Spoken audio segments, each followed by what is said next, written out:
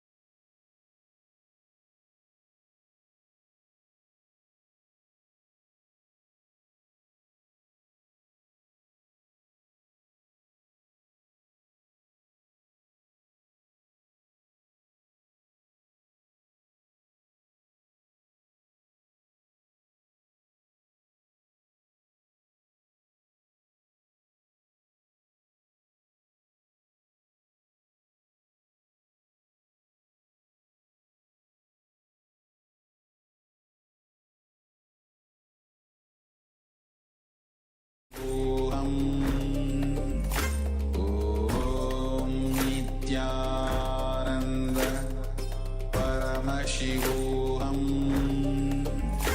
ॐ नित्यानन्द परमशिवोऽहम् ॐ Nityanand.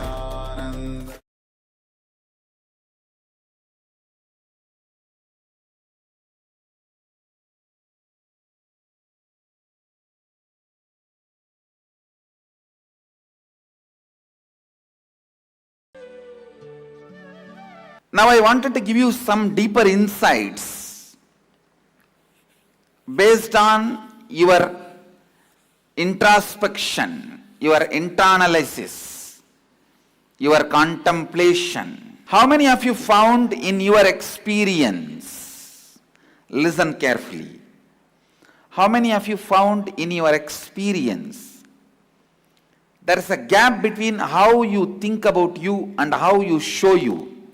Means gap between inner image and outer image.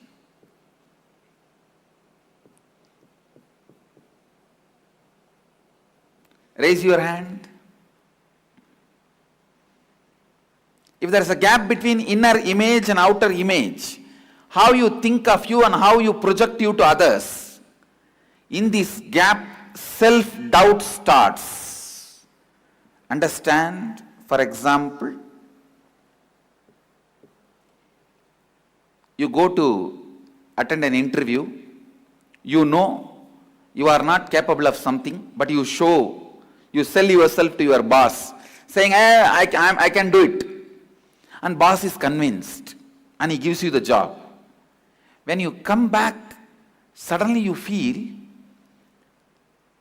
you convinced others, but you yourself are not convinced. Then what is the truth? The doubt about yourself starts raising, which will start coming up in every level of your life.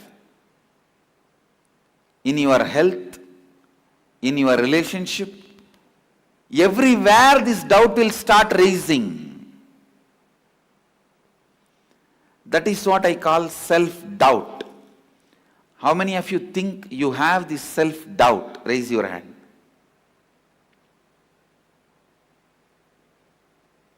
We will have to now find that and complete. Second,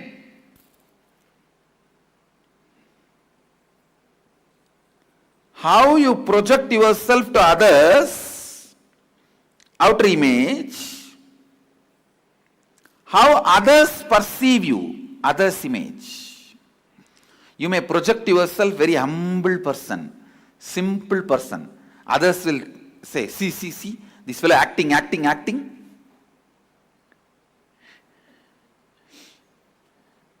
You may project as a humble, simple person. Others will say, see, this fellow, how he is acting. How many of you have experienced this? Raise your hand. You may project yourself in one way, others completely perceive in a different way. Raise your hand. Let me see the gap between outer image and others' image. Listen. When others perceive you in a different way, you naturally start feeling you are not enough unto yourself. You will start feeling, I am not enough. That is the source of all the self-hatred. Please understand, self-hatred. When you project yourself in some way, but others perceive in some other way, when you become powerless about it, and you feel you start hating yourself. I am not enough. I am not sufficient. Others are not believing how I am projecting me. That is self-hatred. Next. Listen. Next. How many of you feel that you have this self-hatred? Raise your hand. You feel you are not enough. Raise your hand. Let me see. Yes. That is self-hatred. We need to find out this source of this and complete with it. Third, this is the very important thing. Others' image, how others expect you. Life image, how you expect others. See the fun. Everyone around you will be telling you should understand people more, you should be more listening, you should have more understanding. But you will strongly believe everyone around me are incomplete, they should understand me more. You will believe everyone around you are incomplete and they don't understand anything. They should understand you and transform themselves. But they will all believe you are incomplete. You should understand them more and transform. How many of you have this tug of war? Raise your hand. This is what I call self-denial. Whatever is denying it, constant denial, the gap between what you think about others and what others think about you, this gap makes you start denying everything. See, when you want everyone to understand you and change, and everyone around you wants you to understand and change, there's a deadlock. And you become powerless, you don't do anything. This becomes a lifestyle. Time passes, day passes, you don't think. You don't walk that extra mile you need to walk. You constantly live in denial. All breakdown in life happens in denial. Understand? All breakdown happens in self-denial.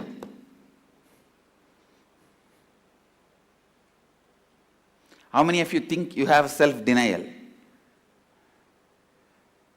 Now it is time. You sit and pen down all the self-doubt you have, self-hatred you have, self-denial you have. SDHD.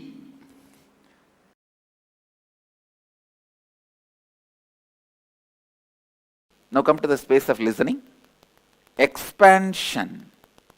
Changing your decisions for better due to the new intelligence, data, facts available is not instability. That is not necessary to lead you to self-doubt. Listen, how many of you cognize because of the developments you did due to the latest intelligence available, you have become a self-doubting person? All of you first understand. See, for example, you plan for building a house with 2-story. But suddenly you got little more land, then you decide, why not build some 5-story apartments in that using the whole land and have 2 for ourselves, sell remaining. So why this decision has been taken? Because now you have more land, means the data is updated. Intelligence is updated. So you changed the possibility. But this new decision does not need to lead you to self-doubt. But what you usually do, if you upgrade, change, develop, you feel like, oh, I am always like this only, not stable in anything. If you are shrinking, withdrawing, you get suddenly bored or tired, you become irresponsible about the house and you dump that land, it is lying in a corner and you don't even care, then you can have a self-doubt. All of you are getting it, what I am saying? Irresponsibility can lead to self-doubt, not responsibility, not updating. It does not need to lead you to self-doubt. Self-doubt is one of the biggest self-destructive patterns. It is like you tie your leg with a chain to the pole. Can you go anywhere? No. Please listen. Many times in your life, your upgradation makes you with self-doubt. You think you are unstable.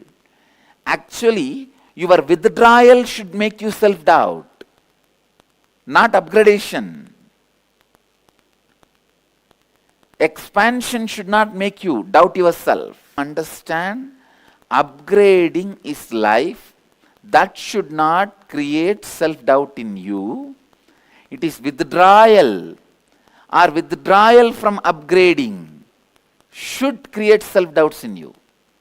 And finally, end of the day, all self-doubts you have to complete. Listen, see the difference between self-doubts which is created in you because of your upgrading and because of your withdrawal. How many of you are able to separate, differentiate and see? If you are not able to, then tell me, I will describe again. How many of you are not able to cognize this? So let me repeat. Please listen. I'll repeat. Life is based on the decisions you make. Many times, after you make the decision and before execute it, the data you have to make the decision will get upgraded. For example, you have 40 by 40 site, means land, 40 feet by 40 feet. You decide to build a house. Suddenly, after this decision is made, before you build the house, you have updated data. Now you got 3 more plots. Now you have 4 40 by 40 by 40. Now you have updated data. With this, naturally, you will feel like you may go like, let me build apartment complex, I have 2 for me, sell others, 2 other apartments to others. So this decision, if you are not ready to take the responsibility, can be tiring and making you doubt yourself. I am always like this only, nothing I will execute. I will think, and then confuse, and then confuse, and then confuse. When you create that self-doubt, you will never execute this. Understand, the self-doubting should not be created during expansion. Unfortunately, you create that. Second, even during withdrawal, the self-doubts which are created because of withdrawal is justified but should not be allowed. Self-doubt is created in you in 2 different situations. One, the situations where you expand, another one, situations where you shrink. Situations where you expand, it should neither be allowed nor justified. Situations where you shrink, it should not be allowed, self-doubt should not be allowed, but it is justified. How many of you are getting it now? So now, whether it is a shrinking time or expanding time, whenever you have suffered with a self-doubt, pen down, we will start the completion process. Please listen. Along with your root pattern and split up of your personality, one more thing has entered into you, constantly doubting. Please listen. Because any part of your personality decides or does anything, the other part doubts that cognition. Whatever your right hand does, left hand is doubting. Whatever your left hand does, right hand is doubting. So you have to do anything with both the hands, only then it will be successful. So first of all, you need to complete with this doubting pattern. Constantly doubting yourself. Because you constantly doubt yourself, you doubt about the truths of completion, 4 tattvas, principles. You doubt everything. You doubt you. Because you doubt you, you doubt me. Please listen. If you doubt you, you will doubt me. Because I am inside you more than you exist in you. If you are occupying 20-30% of you, I am occupying 60-70% of you. So naturally, if you doubt you, you will doubt me. And if you have anger towards you, you will have anger towards me.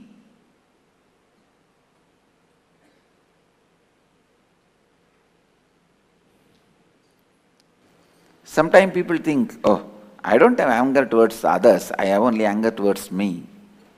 But I tell you, when you dig, you will see very clearly, vengeance towards others, when you can't express it, it becomes anger towards you.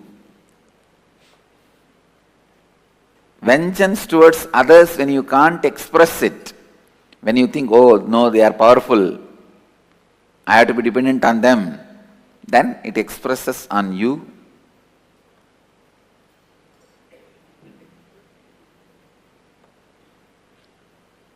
Today, I'll expand only on how to complete with your self-doubt. Listen, today I'll expand just on this one subject. Self-doubt. Sit and look in. Look in to find first time when the self-doubting started in you. Please understand, the moment you realize your inner image about you is different and the outer image you project to others is different, self-doubting will start on you.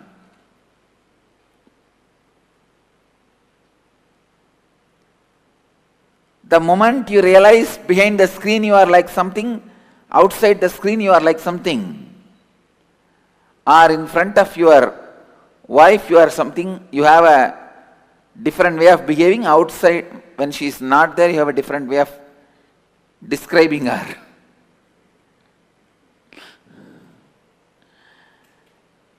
When you understand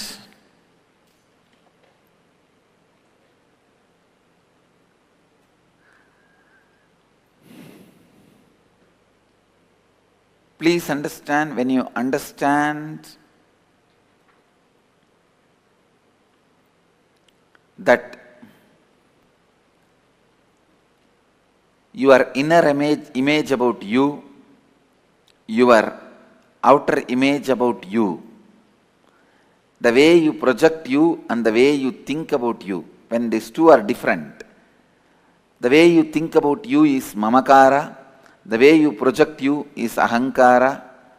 When these two become different,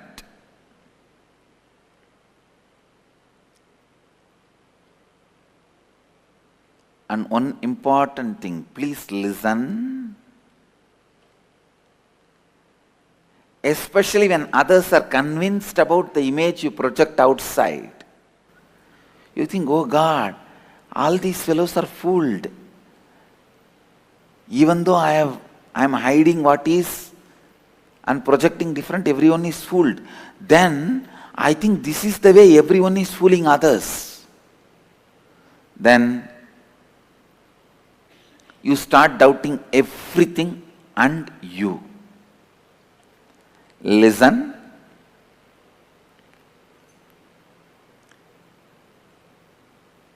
When there is a disconnect between your inner image about you and the the image you project about you outside, means your outer image.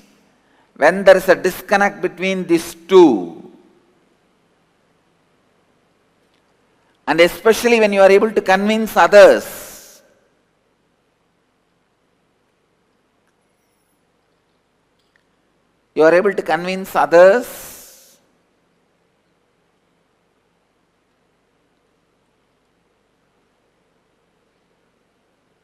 about your outer image, the way you project yourself is the true image. When you are able to convince everyone, suddenly the self-doubt starts getting developed.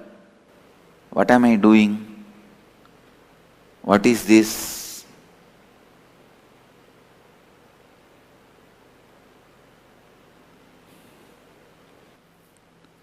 The worst conscious killer disease is self-doubt. Especially self-doubt established as a pattern in you. You will see very clearly, you will work for something, and when it becomes a failure, you yourself will take revenge on you. You did all this, na? You need this. How many of you have this self-revenge pattern? You yourself. This is called Atma Droga. Understand? First Atma Sandeha means self-doubt. Then Atma Droha. This leads to Atma Hadya, self-destruction.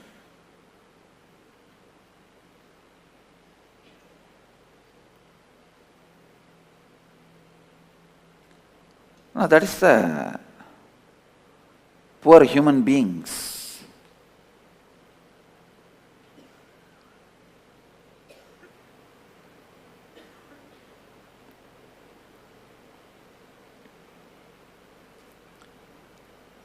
Look in and start digging out when first time you started having self-doubt. Try to remember, recollect the earliest memory of your self-doubt. When you yourself did not trust the words you uttered. For example, even now when you declare with integrity, authenticity, responsibility, I declare, one part of you saying, you don't neither have integrity nor have responsibility or have authenticity. What are you declaring? Keep quiet, you are not going to be successful. These are all pseudo drama. What others, they may be telling because they may be having. Before you even complete one statement, your other part has finished satsang. But I tell you,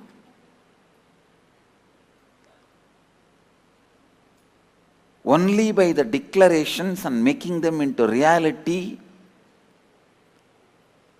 the spiritual strength, the Atma Bala is created. What is Atma Bala? Most of you, your parts being integrated. See, now you are nothing more than a spare part shop. You are not a whole vehicle. You are a spare part shop. In US, there will be dump yards where the lot of cars will be dumped. Any spare part you want, you can go into the dump yard and remove it. When you come out, you can pay for that and go. You will get even Rolls-Royce spare parts in the dump yards. You may get Rolls-Royce spare parts, but that does not mean dump yards can become car showroom. All of us are only dump yards, spare parts selling center. Because we are all in different spare parts. Each one is thinking in one own way.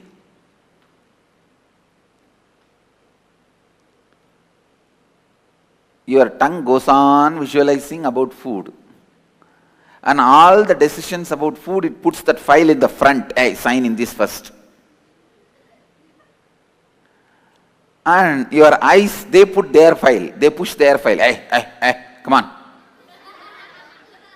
Sign in this. And your lust. That fellow, when he comes, he pushes everyone out because he bribes a lot. All files are thrown out. And he says, come on, sign in this.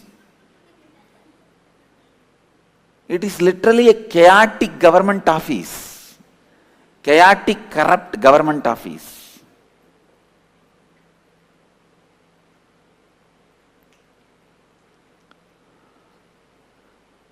Chaotic, corrupt government office and spare parts selling center.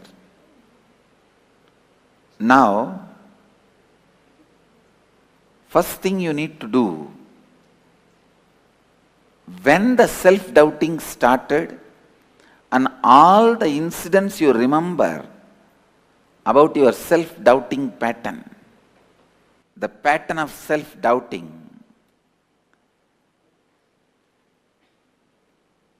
if somebody knows how to touch the pattern of your self-doubting, he can make you doubt anything. But it will lead to destruction. Based on self-doubt, any doubt you create it will lead to more and more ignorance. More and more ignorance. Please understand. I tell you, many fellows who can exploit, who master the art of exploiting your self-doubt, they become atheist leaders, the revolutionaries. And the guys who can exploit your ability to doubt your emotions, they become poets. Please understand. Poetry, cinema, all these arts are nothing but making you feel that your self-doubt can be healed. I'll give you the example. Why in always all movies the lovers finally unite? And why they don't show after they get married what happens?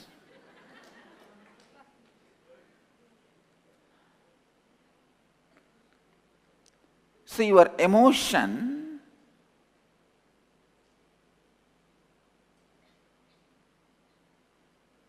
the decisions you take during your emotion can't be completely trusted.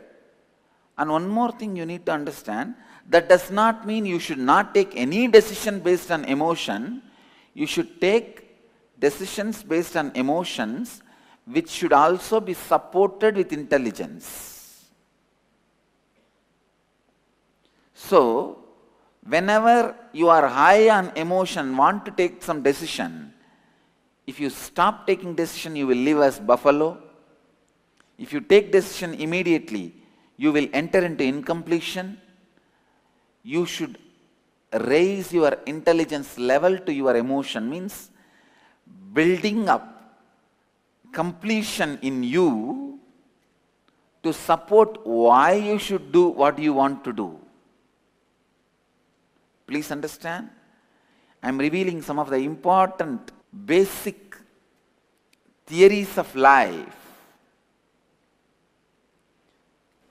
All the movie makers, they try to show the decision you take emotionally, the love marriage or anything, it is always good and right.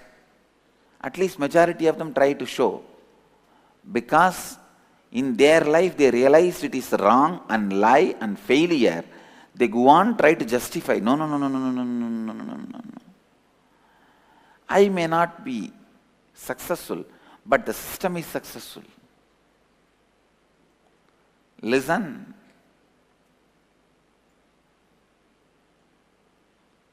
Listen. Whenever you are high on emotion, means you are in love with a boy or girl and you really want to get married. If you don't take the decision in that high emotion, your whole life will be like a buffalo. I have seen people who don't take any decision.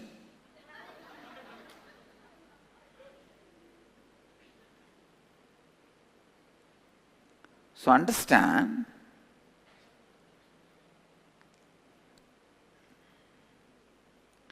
if you don't take decisions when you are highly excited, feeling powerful and emotion, you will become a buffalo.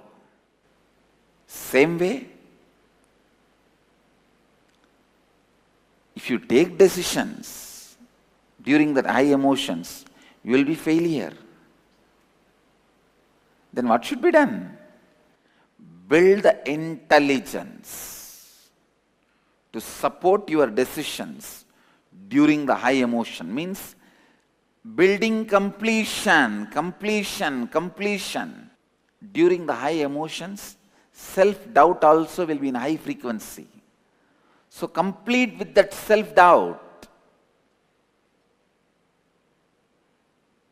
Complete with the self-doubts. I can say self-doubt is the part of you does not allow you to take any major decisions in your life. Sit with all these self-doubting patterns, pen them down, relive and relive them, complete with them. Don't doubt whether you completed with your self-doubts. That will be one more doubt, at least complete with that.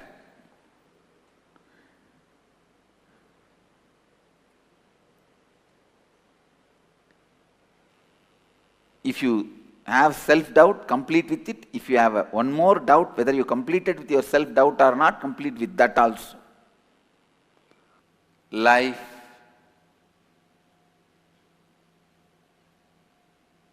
starts only when you complete, when you are established in completion, in the completion. केवल पूर्णत्व से भी आपके जीवन आरंभ होता है. Complete, complete, complete with all the root patterns. Above all, complete with your self-doubting patterns. I tell you, you bring all the suffering, worst things in your life just because of your self-doubting pattern. If somebody can complete with their self-doubting pattern, they start living Jivan Mukti. Complete with your self-doubting pattern. When you have a very disempowering, powerless mamakara idea about you, just to compensate it for survival's sake, you project a powerful ahankara towards others, powerful image to others. That gap creates self-doubt in you. With the self-doubting pattern, you don't do anything good. You don't do anything higher. I tell you, somehow complete with self-doubting pattern. Only when you complete with your root pattern, you will be able to complete with self-doubting pattern. Whoever completes with the self-doubting pattern lives as a leader, lives as a hero, lives as Jivan Mukta.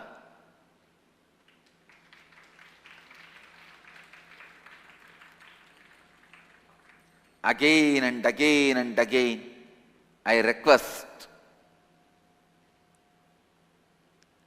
even if you forget all my teachings, all you learnt from all the spiritual books, all the spiritual satsangs, and all the spiritual knowledge you acquired, even if you forget everything, just remember this completion with yourself and others. You will live Jivan Mukti life.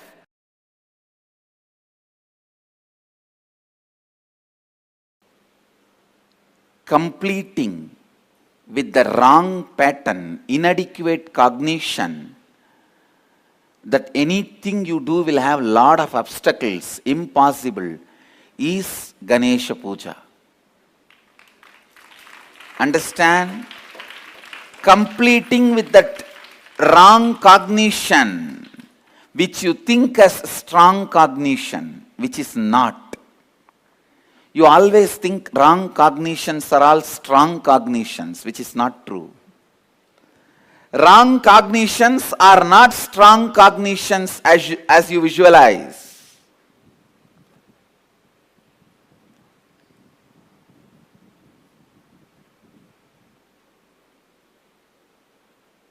Inadequate cognitions.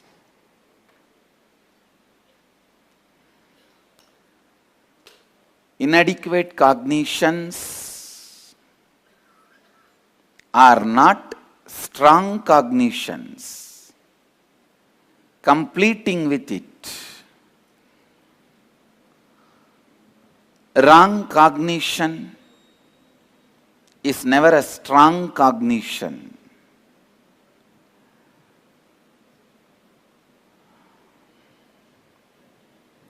Understand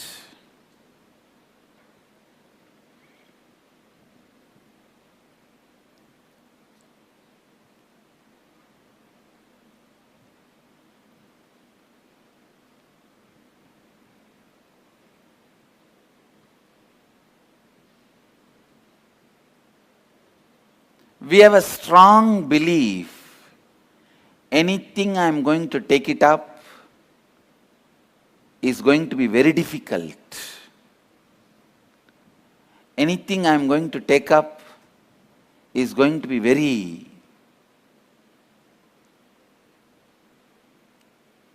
difficult and impossible.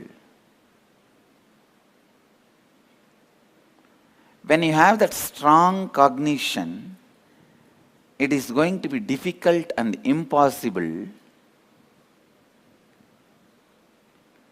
Naturally, you already felt the tiredness in your muscle memory. You already created tiredness in your biomemory. Please understand, already the tiredness and boredom has become your default cognition.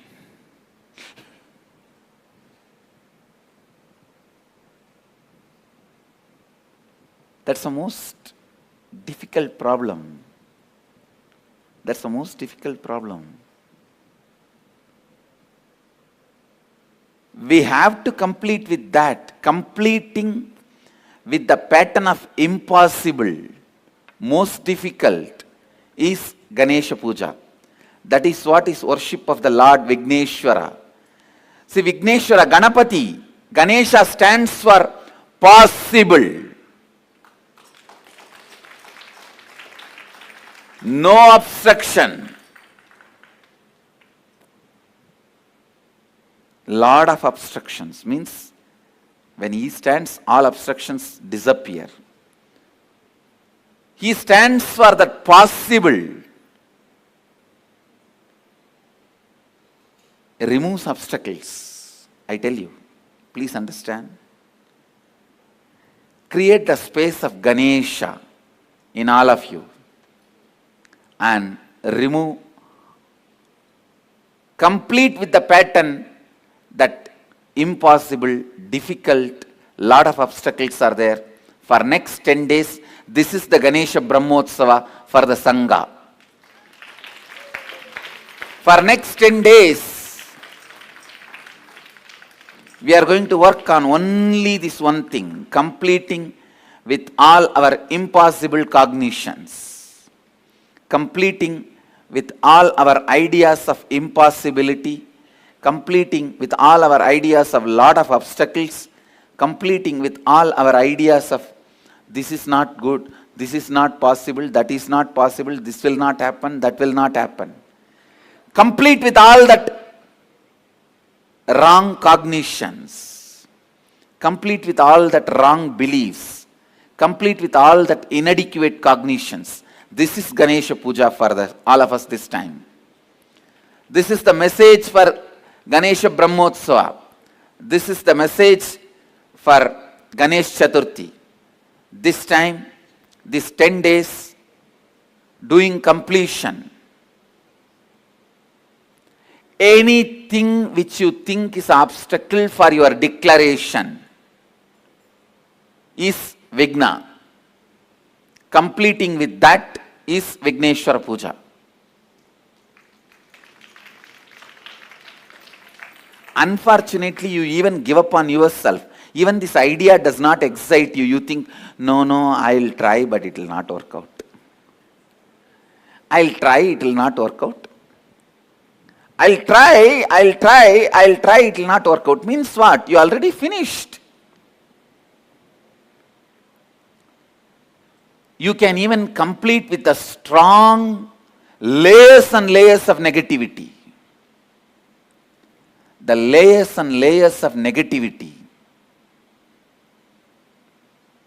you can complete even with that. You can complete all the negative beliefs of your subordinates. Please understand, for whoever you take the responsibility, you can complete even for their negative beliefs. So, keeping Ganesha as the witness, with my integrity, authenticity, responsibility and enriching, I am completing for all your negative beliefs. I take the responsibility for the whole Sangha and all the devotees and disciples. I am completing all the wrong cognition, the cognition of impossible, cognition of giving up, cognition of lot of obstacles are there. I am completing. And you will all experience the power of my completion.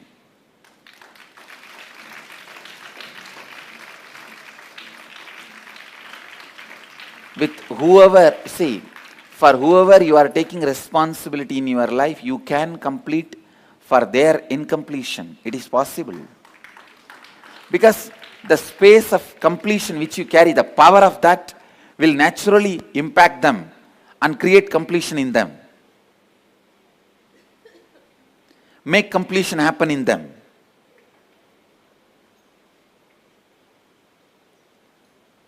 Completing with that wrong patterns. Understand, whatever you declared in your life, anything you feel as obstacle to make your declaration into reality is wrong cognition, inadequate cognition. You can complete with it. Completing with that is Ganesha Puja.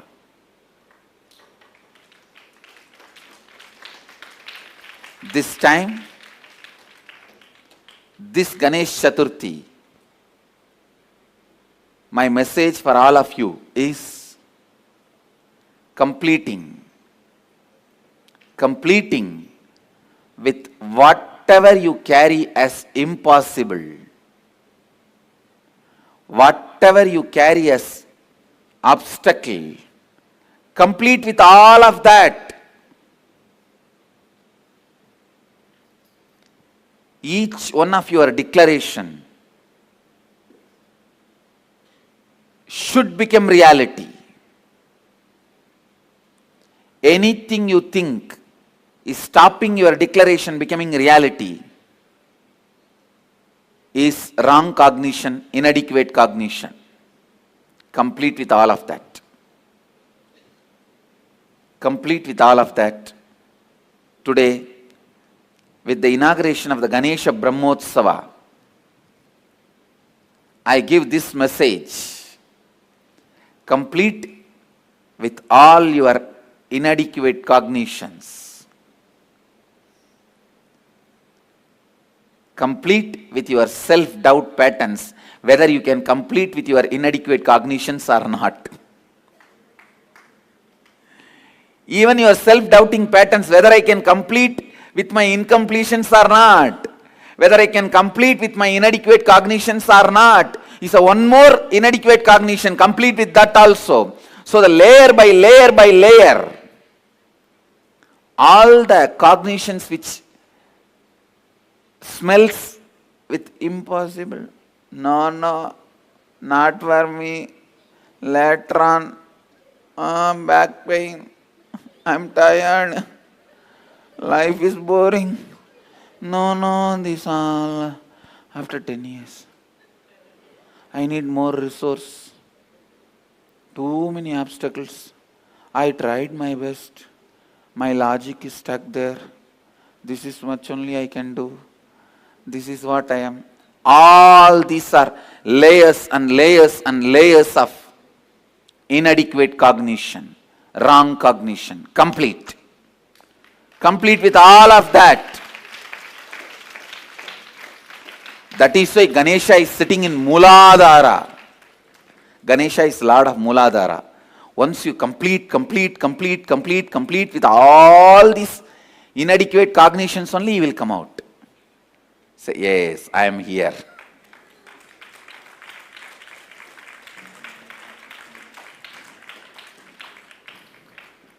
Wrong cognitions are not strong cognitions. You strongly believe wrong cognitions are strong cognitions and they are default cognitions, and that is the way of life, which is not true.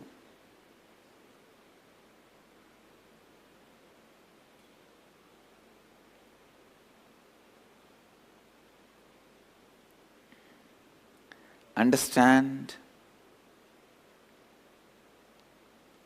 Today,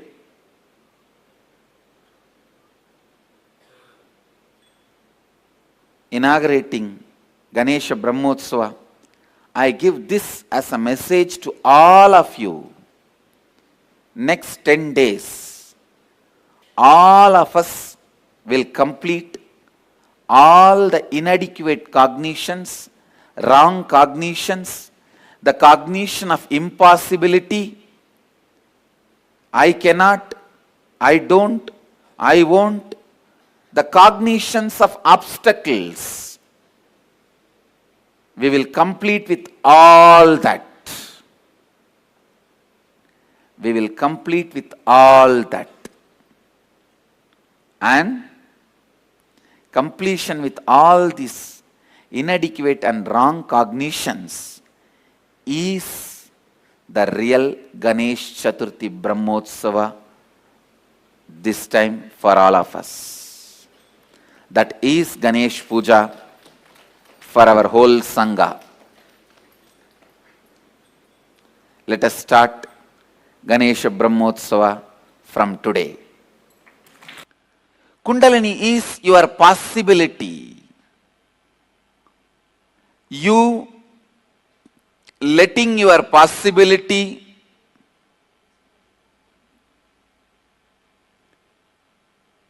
happening in you, you trusting your possibility without self-doubt, you responding to your possibility without the self-doubt is Kundalini energy. Please understand.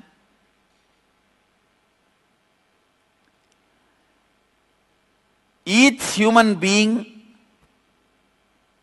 allows himself to be expressed, allows his possibility without self-doubt in one dimension, no doubt.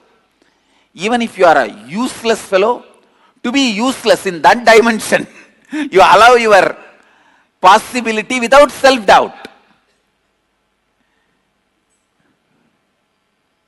Somebody allows their possibility without self-doubt in the field of cooking. This guy may be useless in all other fields, but in cooking, he has no self-doubt about himself. He knows any dish he sees, he will be able to make it. Some people will allow themselves without self-doubt in the field of medicine.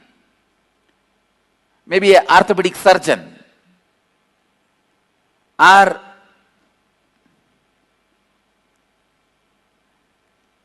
general physician or eye specialist or dentist. Somebody may express their peak possibility without self-doubt in the field of law. So every human being expresses his peak possibility, allows his peak possibility in some one field without self-doubt. It is not that you don't express in any field at all. No, then you can't be alive. Even to be alive, at least in one field, You have to allow the Kundalini to breathe through you. Kundalini has to breathe through you at least in one field. I have seen some people, they will be so cunning. In the cunningness, they will allow their peak possibility. In some field, you allow your peak possibility without self-doubt. A great lawyer, he may have a lot of doubt about his character. He may have a lot of doubt about his ability to cook. He may have a lot of doubt about his ability to drive. But in his lawyer field, he will not have doubt. He will not have any self-doubt. Same way a dentist. He may have doubt about his ability to speak publicly. He may have self-doubt about his ability to handle his wife. He may have self-doubt about his ability to pick up languages. But in the dentistry, he will not have any self-doubt. So understand, in any field, you express your peak possibility without self-doubt.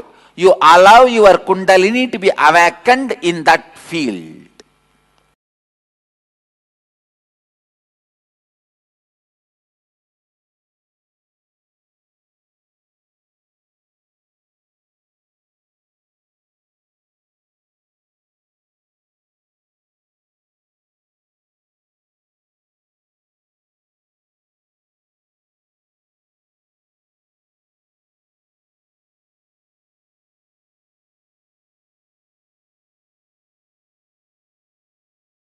आनंद परमशिवोऽहम् ॐ नित्यानंद परमशिवोऽहम् ॐ नित्यानंद परमशिवोऽहम्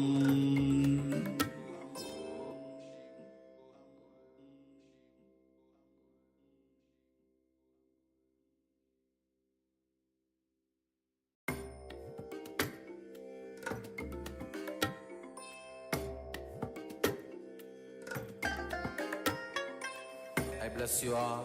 Let you all open all your three eyes and manifest the powers of Mahasadashiva. ॐ नित्यानंद परमशिवोऽहम् ॐ नित्यानंद परमशिवोऽहम् ॐ नित्यानंद परमशिवोऽहम् ॐ नित्यानंद परमशिवोऽहम् ॐ नित्यानंद परमशिवोऽहम्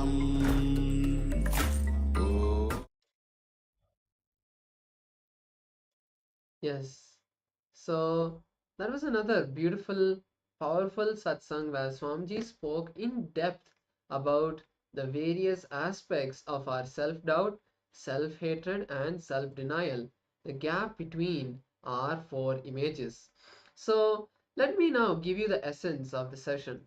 Allowing incompletions to exist is literally declaring that you yourself don't want to control your life. The power of incompletion is such that it deludes you so much to believe that you really cannot control or contain your own life or even control yourself. You go on taking decisions that permanently damage you. That is the most difficult part of life. Incompletion just totally imbalances you. Constantly deciding you will not be in the space of completion will bring powerlessness. Everything you do should be from the space of completion. So let's now enter an exercise to understand these powerful truths in our life and internalize them deeper. So find out any powerlessness, incident, or incompletions that is influencing you right now. Pen all of it down. Catch the influence of the past on your thinking and regain control of your life. So let us now enter this process. Write down the incident or the first incident that is influencing you right now, meaning the thought currents, what you're thinking about yourself right now after this powerful satsang. See which pattern, which incompletion is there inside you. Take a moment to look inside and see.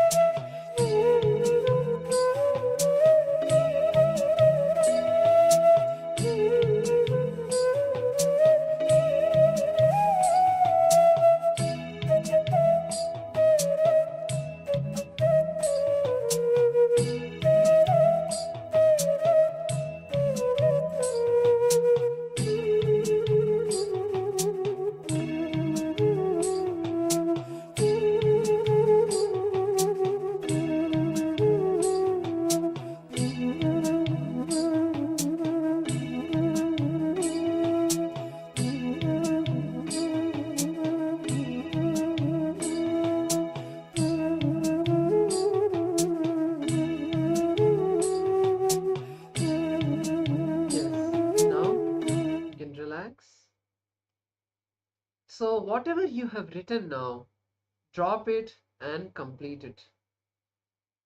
That paper in which you have written, or whatever, if you have written in your phone, take that and delete that, and visualize that your incompletion is getting deleted with this. If you have a piece of paper, tear it and throw it away. With this incompletion that you're currently experiencing is gone. And this is what Swamiji calls as perpetual completion. You don't need to write down every time, but whenever you're experiencing incompletion inside you, take that and drop it.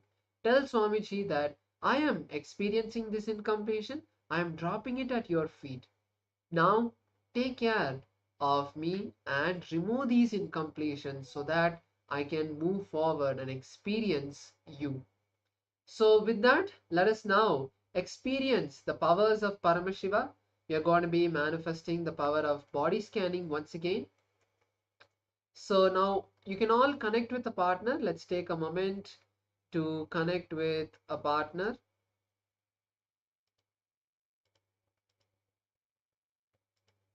We are going to be moving to the next level of the body scanning. In the last round, we scanned them for general issues that they are facing. This time, we'll be scanning and even giving them the healing and telling them which organs need more energy, which organs need healing, so that they may become alive and active. So you can manifest this power on yourself first if you want, and then move to do it with a partner. Otherwise, you can directly start the manifestation with the partner itself. Now ask your partner to just be seated in a comfortable position. Close your eyes and request Paramashiva to reveal what that person's body needs, the different organs that that person's body needs healing with, and then intensely start chanting the Mahavakya Om Nityananda Paramashivoham and request Paramashiva to reveal all the information about that person to you. Then share that with that person and ask them if they relate with what you are saying.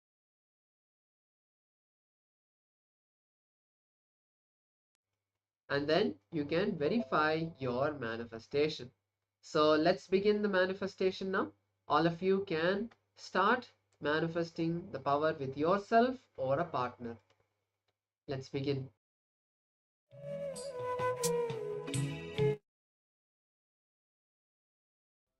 Paramashivoham Om Nityananda Paramashivoham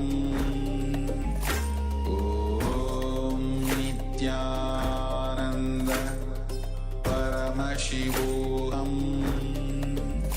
Om Nityananda Paramashivoham Nityananda Paramashivoham Om Nityananda Paramashivoham Om Nityananda Paramashivoham Om Nityananda Paramashivoham Om